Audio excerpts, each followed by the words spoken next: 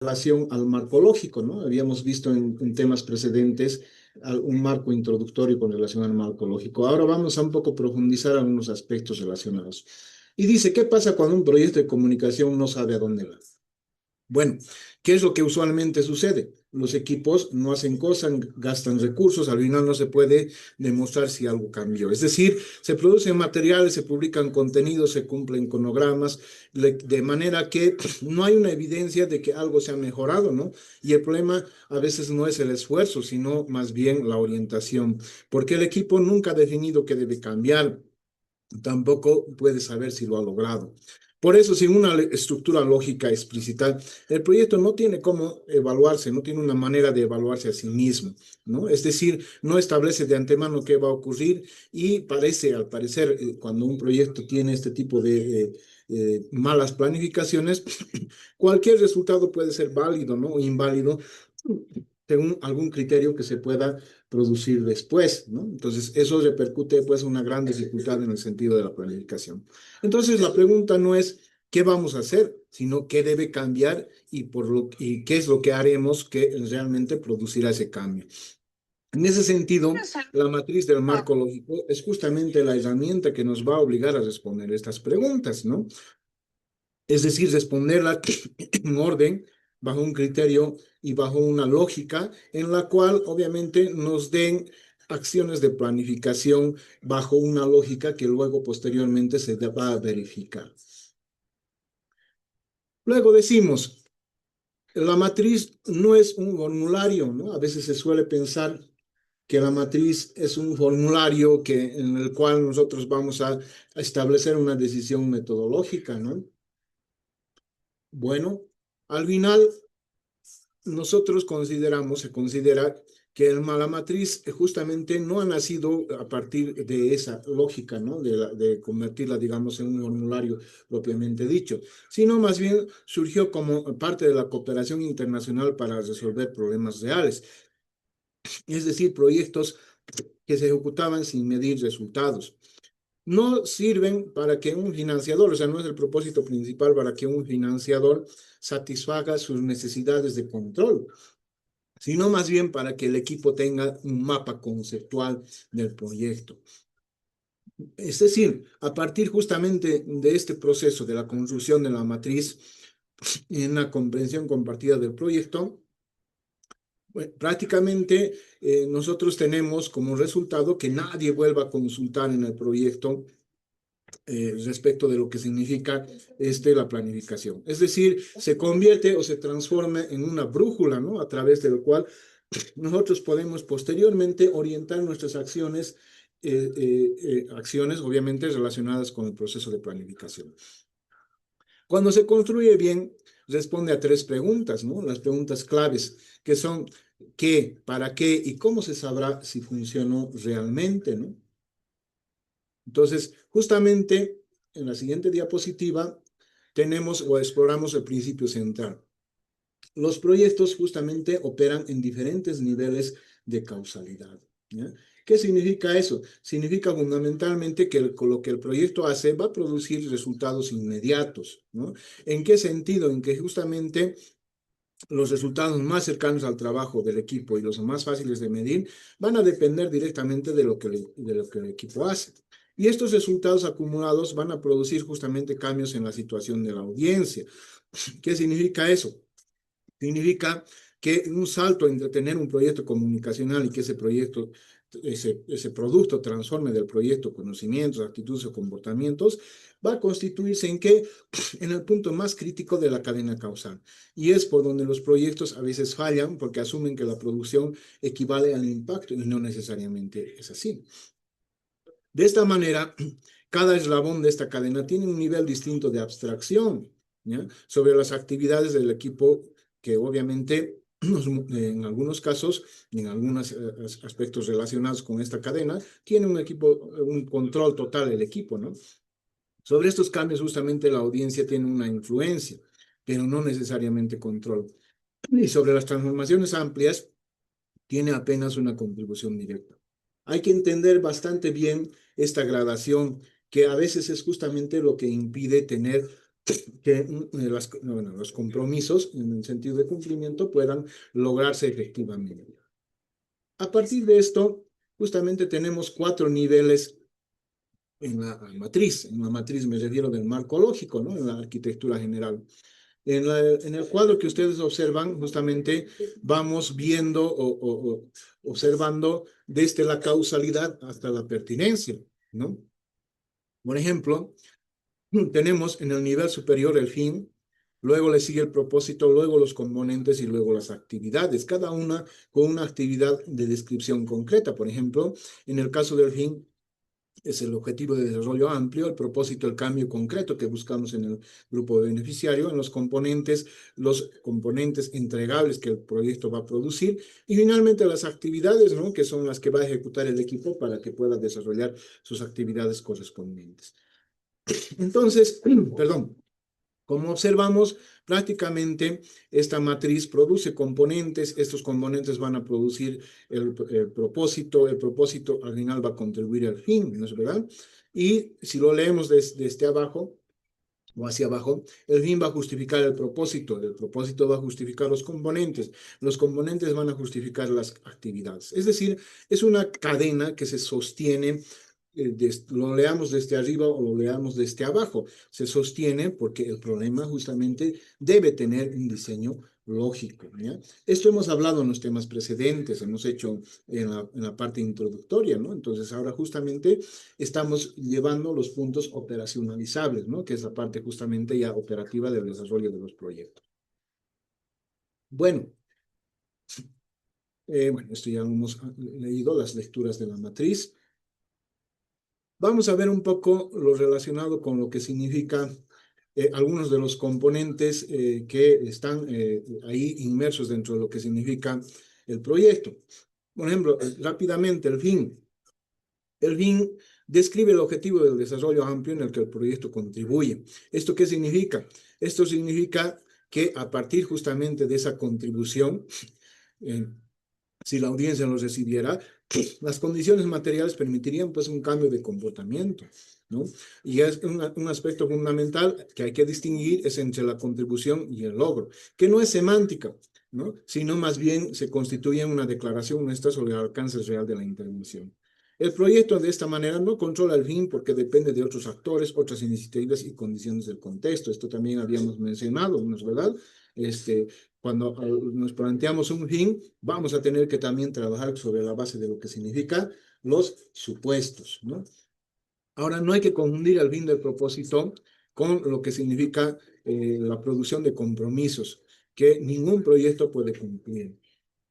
Si un proyecto, por ejemplo, de comunicación para una ONG ambiental, por ejemplo, declarara con el propósito de revertir el ecosistema de la cuenca, este, lo que nosotros tendríamos es un compromiso directo que corresponde a un fin. Sin embargo, el resultado es inviable, dado que nosotros no tenemos las condiciones para revertir o controlar un ecosistema, ¿no es verdad? Es decir, no está en nuestras manos el producir ese aspecto, ¿no? Bueno, algunos ejemplos que ustedes observan con relación al fin, ¿no? Por ejemplo, un tipo de campaña, de proyecto de campaña de salud comunitaria, un tipo de proyecto de comunicación institucional, de estrategia digital para ONGs. Ustedes, de acuerdo a sus proyectos, también, obviamente, luego de que presentemos este tema para la clase siguiente, en la fecha siguiente, van a trabajar sobre los marcos lógicos de sus proyectos, específicamente desde el punto de vista operativo, ¿no? Entonces, por ejemplo, para una campaña de salud, mejorar las condiciones de salud. Para la comunicación institucional, fortalecer la campaña ciudadana en la gestión pública local, ¿no? Para las estrategias de los medios locales, de la misma manera, estaríamos trabajando sobre la contribución al ejercicio efectivo de las comunidades, de los derechos de las comunidades rurales y también en el caso de los planes de medios universitarios, que algunos de ustedes están trabajando con esos proyectos, por ejemplo, sería mejorar la calidad de experiencia académica del estudiantado, por ejemplo, ¿no? Bueno, ¿cómo se formula el fin? ¿Cuáles son las reglas básicas? Para empezar, se escribe en positivo, ¿no? No, por ejemplo, reducir la desconfianza, sino fortalecer la confianza. ¿Ya? Ese es un ejemplo relacionado con esta aplicación directa. Describe una situación deseada, no una acción ni un entregable, digamos, en el sentido del producto. Es singular, es decir, se tiene que plantear un solo fin y no una lista de aspiraciones, ¿no es verdad? Debe plantearse de manera correcta en función de aspectos que sean realizables. Por ejemplo, mejorar las condiciones de salud y no como reducir enfermedades, ¿no es verdad?, que está fuera de nuestro alcance. Lo que el fin no puede hacer, ¿no? Límites claros. Bueno, lo que no puede hacer el fin, el fin no se puede monitorear durante la ejecución. Hemos hablado también lo relacionado con lo que significa aspectos relacionados con el monitoreo, ¿no? Las clases precedentes. Entonces, nosotros justamente cuando trabajamos, operativizamos el fin, nosotros tenemos que tener claro que no vamos a poder monitorearlo, eso solamente se realiza a largo plazo. Luego también no puede atribuirse casualmente sobre el proyecto, ¿no? Porque existen otros factores que lo estarían afectando, ¿no? Como el caso justamente de los supuestos. Su función principal es orientar al diseño, es decir, funciona como un integrador de todo lo que el proyecto debe hacerse para conectar y para interaccionar de manera eficiente. Y un proyecto que no puede trazar esta conexión prácticamente está trabajando o interviniendo mal con relación al problema o está en un problema equivocado, ¿no? Esa es otra característica con relación a esto. Con relación al propósito, bueno, el propósito, ¿no? Justamente cuando hablamos de propósito, ya nos centramos en lo que el proyecto realmente puede cumplir. Es decir, el propósito ya se refleja en un cambio concreto, es el nivel donde se evalúa si el proyecto funcionó, ¿no? Realmente, y a diferencia del fin, el propósito sí puede y atribuirse a lo que significa la intervención del proyecto, por lo que tiene una alta influencia del proyecto, pero ojo, no un control total tampoco, ¿no? También van a existir factores sobre los cuales, por ejemplo, las respuestas de la audiencia van a tener a influir. Pero en cualquier caso, esto sí está de cierta manera, en gran manera más bien dicho, en manos de lo que significa el proyecto. El error más frecuente, confundir propósito con actividad o con componente, es uno de los errores, ¿no? Aquí, por ejemplo, tenemos unos ejemplos.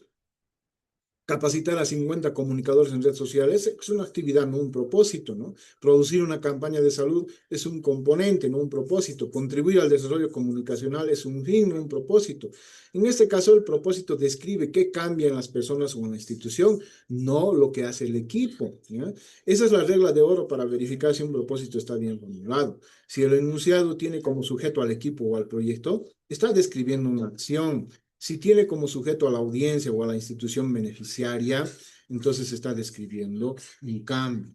Solo el segundo es un propósito, ¿no? Para poderlo diferenciar y tenerlo como un aspecto, digamos, relevante en el sentido de la formulación. Bueno, este cuadro un poco nos ayuda a distinguir un buen propósito de uno mal formulado, que ya un poco lo hemos explicado anteriormente. La teoría del cambio, también mencionamos, está justamente escondida, se dice que está escondida en el propósito, ¿ya? Un propósito implica siempre una hipótesis, ya que si producimos estos componentes, entonces ocurrirá justamente el cambio de la audiencia. Esta hipótesis puede ser verdadera o falsa, es decir, puede ser falseable, ¿no? Como cualquier hipótesis, también ustedes cuando desarrollan su trabajo de investigación o están desarrollando su trabajo de investigación, justamente asumen en algunos casos la hipótesis, es decir, tiene que tener la capacidad de demostrarse o de rechazarse. Esa es la capacidad falsable que se dice o falseable también, ¿no? Entonces, justamente a partir de ello, hacer explícita la teoría del cambio, justamente va a reducir el diseño de diseñar intervenciones que suenan o que pueden razonar o pueden sonar bonitas, ¿no? Pero que al final no funcionan. Muchos proyectos comunicacionales, precisamente por eso, fracasan, no porque se ejecuten mal, sino porque la hipótesis causal que lo sustenta era incorrecta desde el inicio.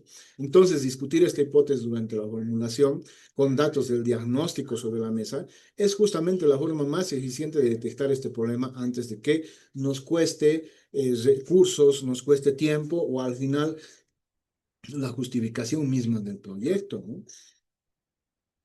El propósito, ¿cómo debe ser? Debe ser singular. ¿Y por qué importa? Es un cambio, un solo cambio central, ¿no? Es la manera en la cual se debe plantear, no una lista de transformaciones, ¿no? Varios propósitos, varios proyectos mezclados, es decir, no podemos nosotros tener varios propósitos a la hora justamente de plantear el proyecto. Esto significa que la singularidad nos va a obligar a priorizar, ¿no? Y la pregunta en cuestión va a ser, ¿cuál es el cambio más importante que va a justificar esa intervención? En comunicación, esto es especialmente difícil, ¿no? Porque a diferencia de la ingeniería o la medicina, donde los resultados de una intervención suelen estar más delimitados, la comunicación como parte de lo que significa las ciencias sociales y humanísticas, irradia pues en efectos en múltiples direcciones, ¿no? Tiene obviamente en ese sentido su complejidad, ¿no? La disciplina que impone esta singularidad del propósito justamente es uno de los aportes más valiosos del marco lógico al campo comunicacional. Los componentes de lo que el proyecto le debe al mundo. Bueno, características, los componentes son entregables, son el nivel de mayor responsabilidad directa del proyecto y un componente que está bien formulado es algo verificable. Entonces, la pregunta clave es, ¿qué puede mostrar el equipo como evidencia de que hizo lo que dijo que haría? ¿No? Esta pregunta justamente anticipa la evaluación desde el diseño. Si el equipo no puede imaginar qué mostrará como evidencia de un componente, ese componente justamente estará mal definido. La evidencia, consiguientemente, puede ser un documento, un sistema aislado, un grupo formado, un conjunto de materiales producidos, es decir, algo concreto que existe en el mundo como resultado del trabajo del proyecto.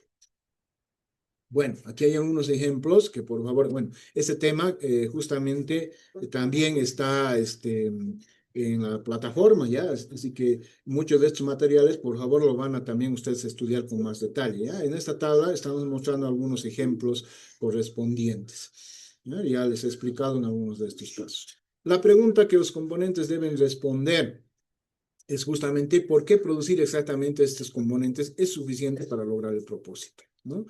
Entonces, si el propósito es cambio de comportamiento y los únicos componentes son materiales, la respuesta honesta es no es suficiente, ¿no? La insuficiencia de estos componentes es una falla del diseño que la matriz justamente hace visible antes de ejecutar, ¿no?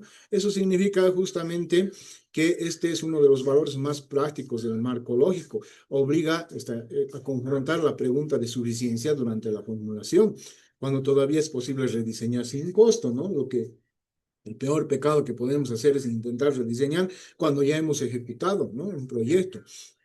Un proyecto que llega al cierre y descubre que sus componentes no eran suficientes para lograr el propósito, ha gastado pues sus recursos antes de que se identifique el problema. Y eso tiene responsabilidades administrativas, responsabilidades civiles y en algunos casos hasta penales, ¿no es verdad? Como han visto ustedes en las noticias, algunos proyectos que no han logrado por una mala planificación, pues se los pasan directamente, especialmente en los proyectos que tienen que ver con recursos públicos, ¿no es verdad? Se los pasa al Ministerio Público, ¿no? Para que se hagan unas investigaciones. Entonces hay que tener mucho cuidado y ahí la importancia justamente de cuántos componentes necesita un proyecto.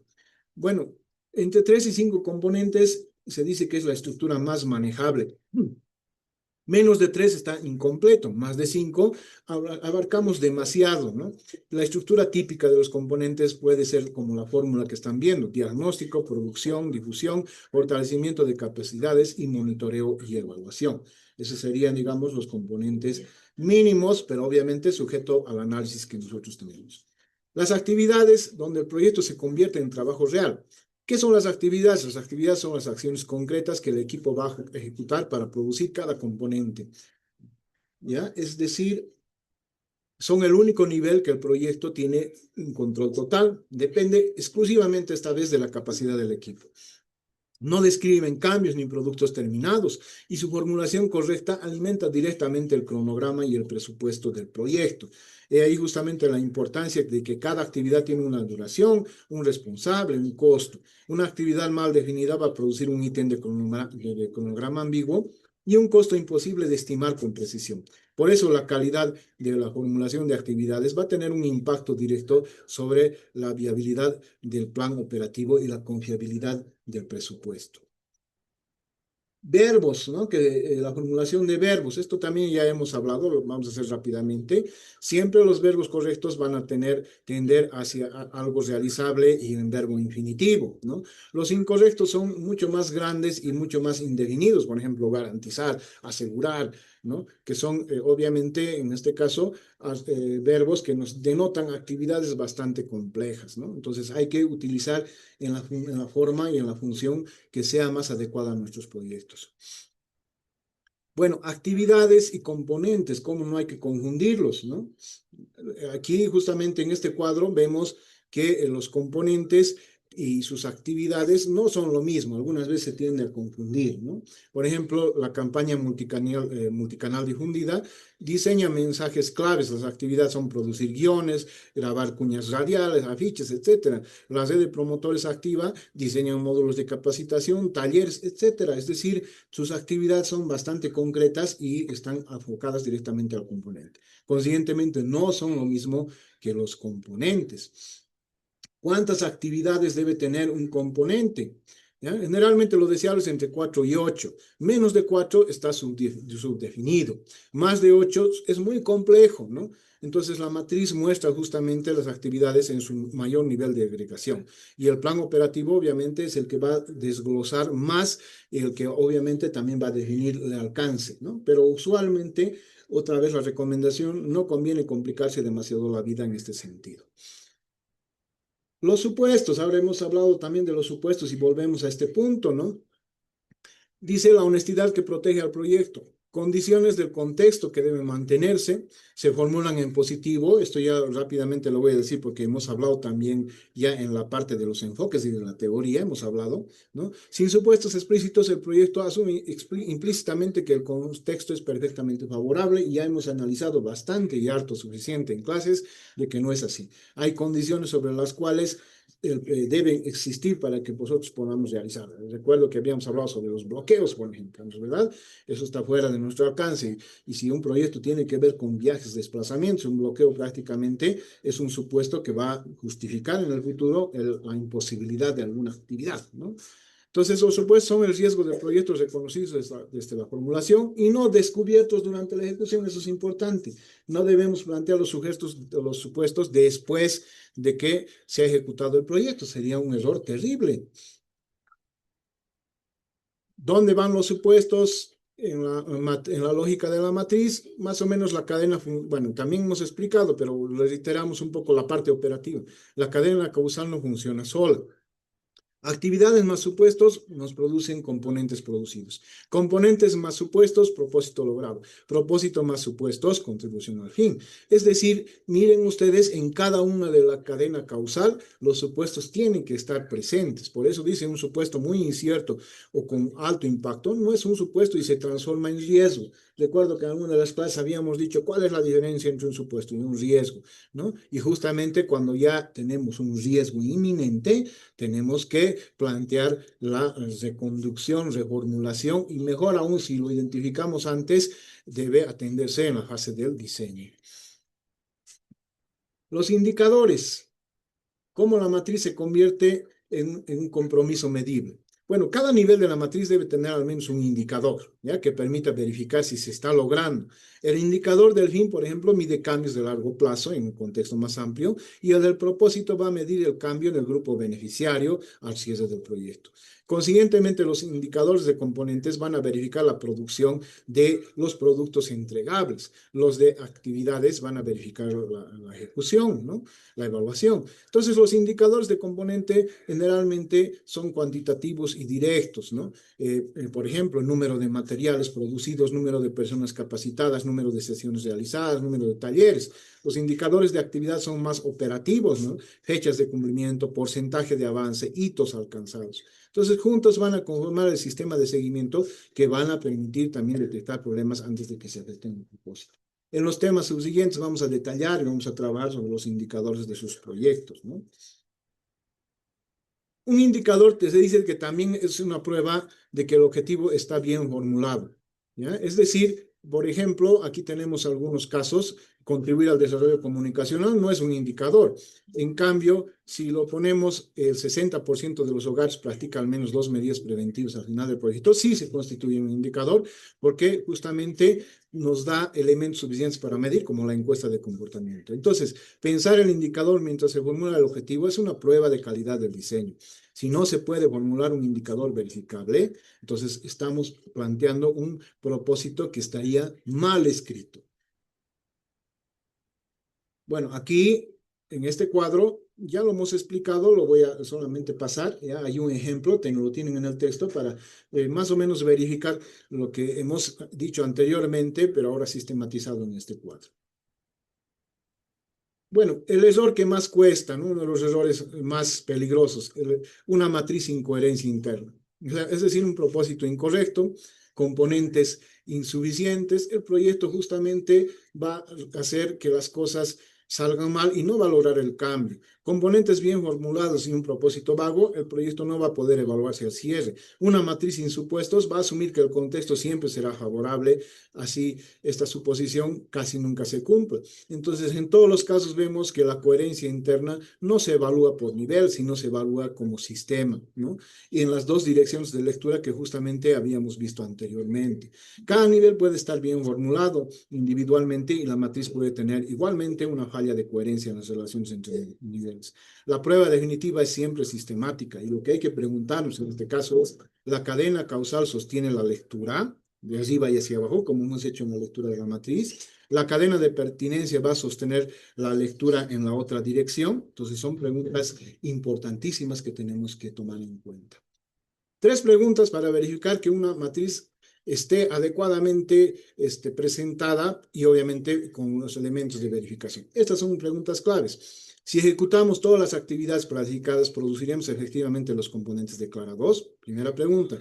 Si producimos todos los componentes y los supuestos se cumplen, ¿logramos el propósito? Segunda pregunta. Si logramos el propósito junto con otras condiciones del contexto, contribuiremos al fin, ¿no? Si la respuesta es no o tal vez, entonces para nosotros tenemos ya elementos suficientes para decir que el diseño tiene una falla y que debe corregirse antes de ejecutarse, ¿ya? Eso es un aspecto central y esencial.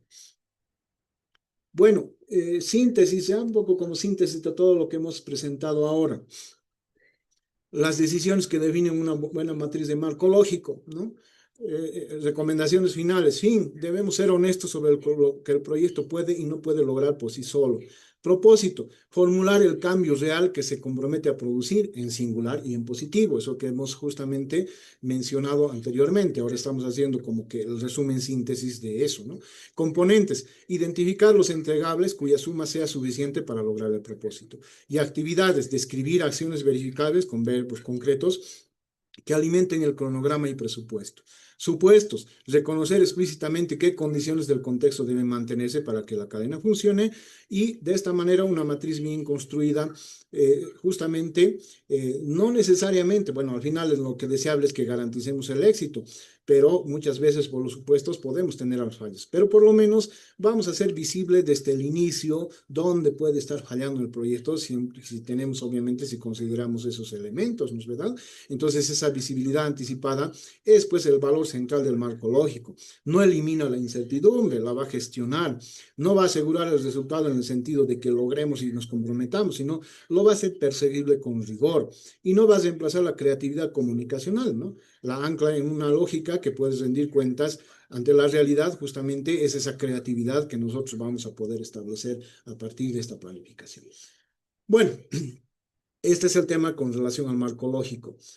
Voy a explicarles ahora un poco nuestra actividad. ¿Ya? Una vez que termine de explicarles, vamos a cerrar la sesión y ustedes van a trabajar directamente en sus casas y van a obviamente enviar lo que nosotros necesitamos requerir en las actividades propuestas en la práctica. ¿Ya? Pero permítanme por favor un segundito. Voy a previamente manténganse más en línea. Voy a tratar de... Un segundito, por favor. A ver. Aquí. Ya.